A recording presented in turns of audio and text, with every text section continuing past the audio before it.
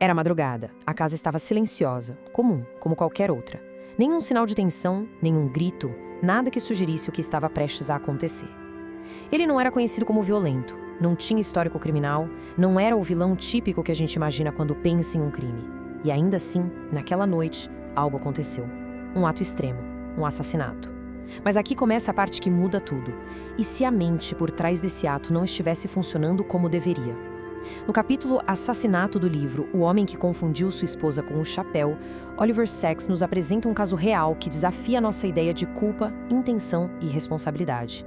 Hoje, a gente vai entrar nessa história e provavelmente sair dela com mais perguntas do que respostas. Então, vamos lá, vamos mergulhar nisso. A figura central aqui é um homem chamado Donald.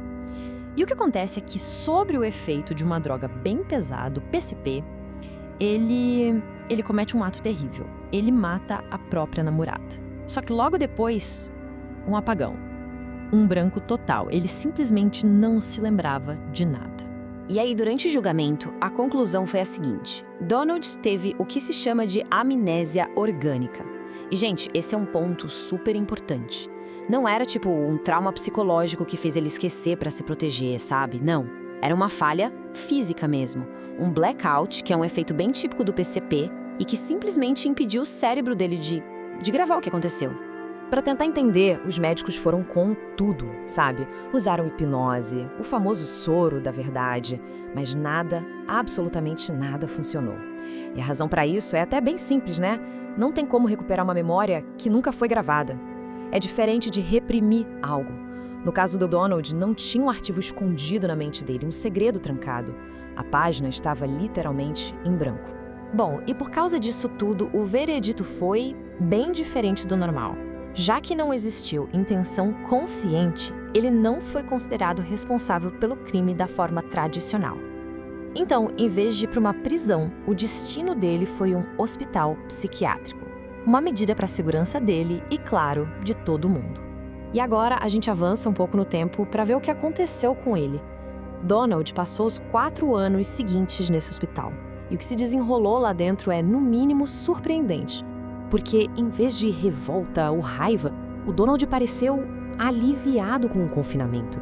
É como se para ele aquele isolamento todo fosse uma forma de segurança, sabe? Uma proteção contra o que ele poderia fazer, mesmo sem ter a lembrança do que já tinha feito.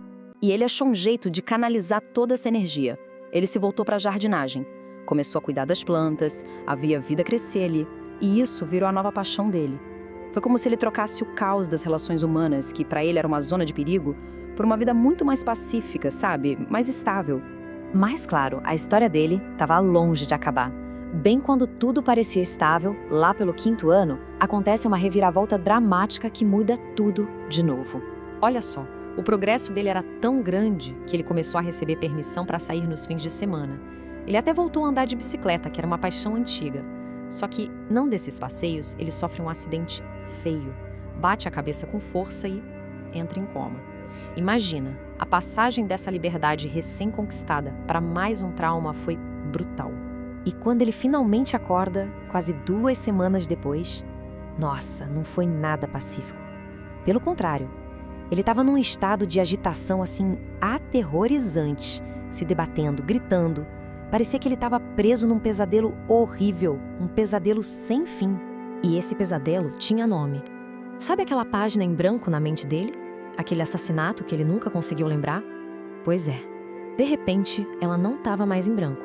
Na verdade, ela estava sendo reescrita, ou melhor, revivida, com detalhes tão vívidos que pareciam alucinações. E aí a dúvida que ficou para os médicos foi: o que é isso? É loucura? Uma psicose causada pela lesão no cérebro? Ou seria a memória real voltando? A resposta veio de um jeito assustador. O Donald começou a descrever detalhes do crime, detalhes bem específicos, que só tinham sido discutidos no inquérito em particular e que ninguém nunca tinha contado para ele. Não tinha dúvida, a memória era real. E essa nova realidade se tornou algo tão, mas tão insuportável que o levou a tentar se matar. 2 vezes. Porque não era só uma lembrança, entende? Era uma tortura sem controle, que fazia ele reviver o pior momento da vida dele, de novo e de novo. Aí a neurologia começou a dar algumas pistas. Os exames do cérebro dele mostravam uma verdadeira tempestade elétrica nos lobos temporais, que é justamente a parte do cérebro ligada à memória e às emoções. Mas o mais impressionante é que, diferente de outros casos, ele não era só um espectador assistindo a uma cena do passado, não. Ele era o ator principal, preso num looping, reencenando o crime sem parar. Olha, a ciência por trás disso tudo é de uma complexidade incrível, é fascinante. O Oliver Sacks detalha isso de um jeito brilhante no livro. Então, se essa parte neurológica te deixou com a pulga atrás da orelha e com vontade de saber mais, a análise completa tá lá. O link para garantir o livro, claro, tá aqui na descrição. Fica a pergunta, né? Como alguém se recupera de uma coisa dessas? Como se vive com uma memória tão monstruosa que antes nem existia? Bom, o caminho do Donald para a recuperação foi longo, foi bem complexo. O tratamento precisou atacar em várias frentes ao mesmo tempo. Teve terapia neurológica para lidar com os danos cerebrais, novos anticonvulsivantes para tentar controlar aquela tempestade nos lobos temporais e, claro, muita psicoterapia de apoio para ajudar ele a lidar com a culpa, que era avassaladora. E além de tudo isso, teve o passo final, que talvez tenha sido o mais crucial de todos. E aqui tá o pulo do gato. O objetivo nunca foi fazer o Donald esquecer de novo. Não era essa a questão. A meta era ajudar ele a integrar essa memória terrível à vida dele, a conviver com ela sem ser consumido, sem ser torturado o tempo todo. Era sobre encontrar um equilíbrio fisiológico, no cérebro, e um equilíbrio moral, na alma. E onde ele foi encontrar esse equilíbrio? No mesmo lugar de antes, no jardim. Nas palavras do próprio Donald, ele se sentia em paz com as plantas porque com elas não surgem conflitos. As plantas não têm ego, não podem ferir os sentimentos da gente. Era um mundo onde ele podia só cuidar e existir. É uma história incrível, né? E a história do Donald é só uma das várias igualmente extraordinárias que o Oliver Sacks explora nesse livro. Cada capítulo revela um aspecto diferente e sempre surpreendente da nossa mente. Então, se essa análise te deixou com vontade de mergulhar mais fundo, a leitura é mais do que recomendada. O link para adquirir o livro tá aqui embaixo. Sabe, quando a gente fecha o capítulo assassinato, não sobra só a imagem de um crime. Fica a inquietação. Se o cérebro pode alterar nosso julgamento, nossos impulsos, nossa consciência, o que isso significa para a ideia de responsabilidade? A neurologia não absolve o Donald automaticamente, mas também não permite que a gente simplifique as coisas. Oliver Sacks nos lembra que, por trás de cada diagnóstico, existe uma história. E por trás de cada ato, existe um cérebro.